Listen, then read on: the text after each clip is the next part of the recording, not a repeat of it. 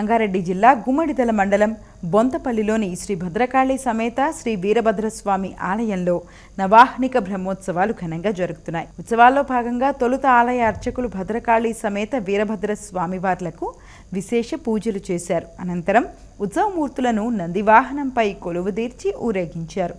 ఆలయ మాడవీధుల్లో విహరిస్తూ స్వామివార్లు భక్తులను కటాక్షించారు.